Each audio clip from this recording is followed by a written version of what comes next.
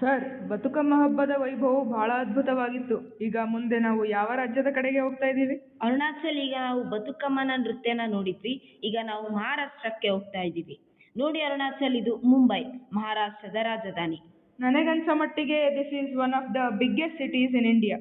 S, Maharashtra ಅಂದ್ರೆ ನಮಗೆ ಮೊದಲು ನೆನಪಿಗೆ ಬರೋದು ಛತ್ರಪತಿ ಶಿವಾಜಿ.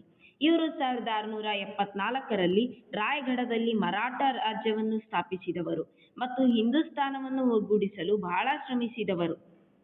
ಮಹಾರಾಷ್ಟ್ರದಲ್ಲಿ ಗಣೇಶ ಹಬ್ಬ ಬಹಳ ಫೇಮಸ್ ಅಂತ ಕೇಳಿದ್ದೀನಿ, ಹೌದಾ? ಹೌದು. ನೋಡಿ ಅರುಣಾಚಲ್, ಇವರು ಬಾಲಗಂಗಾಧರ್ ತಿಲಕ್ ಸ್ವರಾಜ್ಯ ನನ್ನ ಜನ್ಮಸಿದ್ಧ ಹಕ್ಕು ಎಂಬ ಘೋಷಣೆಯ ಮೂಲಕ ಭಾರತೀಯರಲ್ಲಿ ಸ್ವಾತಂತ್ರ್ಯದ ಕಿಚ್ಚನ್ನು ಹಚ್ಚಿದವರು.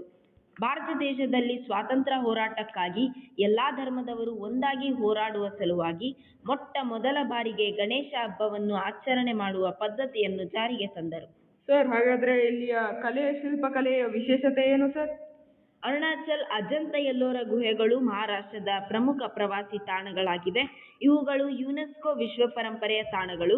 ಇವು ಬೌದ್ಧ ಧರ್ಮಕ್ಕೆ ಸಂಬಂಧಿಸಿವೆ ಮತ್ತು ಇಲ್ಲಿ ಪ್ರಾಚೀನ ಬೌದ್ಧ ವರ್ಣಚಿತ್ರಗಳು ನಿಮಗೆ ಜಾಸ್ತಿ ಕಾಣಸಿಗಬಹುದು.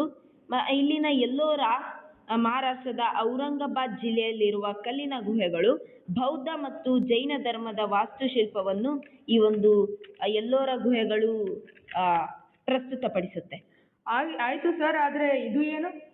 ಇದು ಗೇಟ್ ವೇ ಆಫ್ ಇಂಡಿಯಾ.